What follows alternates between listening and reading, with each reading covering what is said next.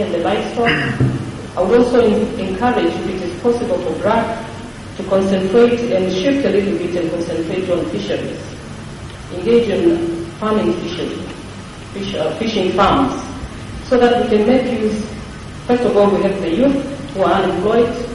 We could also create the way on how to deal with dams, so that the youth can also generate income out of the fish farms. And I think I've mentioned this, although my colleague Onenangolo didn't, so I thought I might assist him in pointing this out so that BRAC doesn't say they didn't know about it.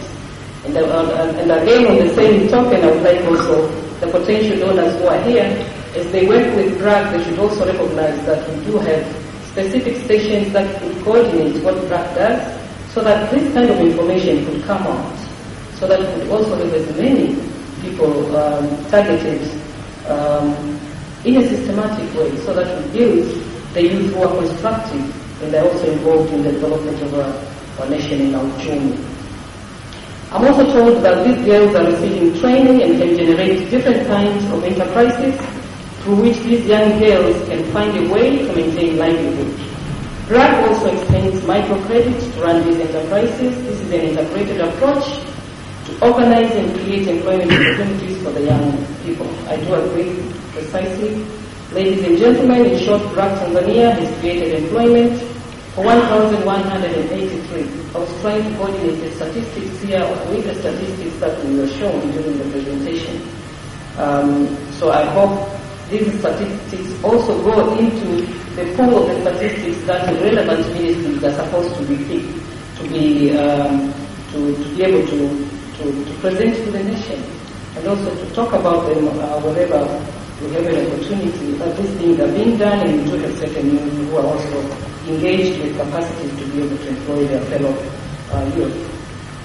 We certainly appreciate this initiative, but as BRAC reports show, BRAC has created employment for 2,500,000 people through its various engagements in the world.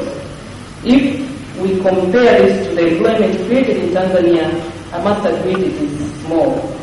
As my colleague Mahanga mentioned, would like to request BRAC Tanzania to engage in clearly more visible and tangible constructive activities in a more magnitude manner, but also that would create more employment, and also engage so that it is possible to be able to publicize these things. Let's have as many people as the ones who stood up here today talking about testimonials, how they've enjoyed. Let's have 110,000 coming from Tanzania talking about these things. Next meeting, I hope we're going to have more of them, probably not even meet here, meet somewhere else. Why would we have even 100,000 of them talking about what BRAC has done for them and what they have done after what BRAC has done for them? In this regard, my ministry will extend all possible cooperation to BRAC Tanzania, especially in engaging in activities that are tangible and the ones that prepare our youth in a coordinated way for constructive activities. As said earlier, it is a fact that we have a large force of youth, both from disadvantaged backgrounds and some with formal education, who are now out of school and need to be equipped with life skills, which will empower them to change their job, to change from job seekers into young people who can employ themselves. And I want to lament a little bit on this one, and also, as we've pointed out, we do have our other development partners here working together with BRAC to recognize this is where we are heading, and this is what has always been the ground for the government to ensure that we do have the youth who are capable of recognizing their responsibility in the country, but also recognizing that they have to have that capacity and mentality for creating jobs together with the private sector, while the government is backing them, putting down the enabling environment that is required. We therefore look forward to BRAC Tanzania to be one of our important development partners. We know since its inception in 2006, BRAC Tanzania has been able to implement a couple of development programs in the country, as it has been explained here.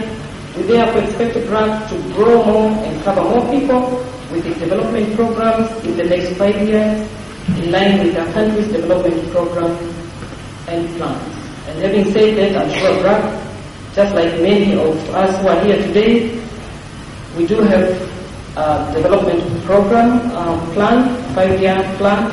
So I hope as we plan for the next 5 years of BRAC, we will also plan in relation to what the country is planning, so that we don't duplicate efforts, but also it is possible also to talk about those efforts in a more positive manner, so that we build on what has already been done.